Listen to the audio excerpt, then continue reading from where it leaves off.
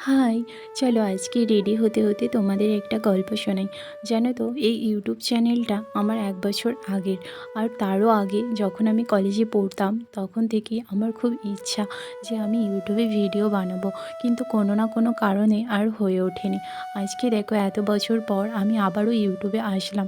আমার ইচ্ছা এবং আগ্রহ দেখো সেই আগের মতোই আছে। ইচ্ছের বিরুদ্ধে কোনো কিছু করা ঠিক নয়। কারণ ইচ্ছা না থাকলে জোর করে কিছু করতে গেলে সেখানে সফলতা পাওয়া যায় না, অথবা সফলতা পাওয়া গেলেও সেই সফলতার হয়তো সেরকম আনন্দ উপভোগ হয় না।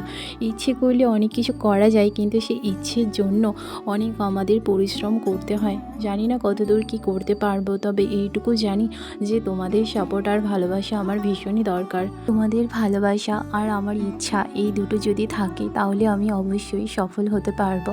আর দেখো তোমাদের সাথে গল্প করতে করতে আমি কীরকম রেডিও হয়ে গেছি। আমাকে কেমন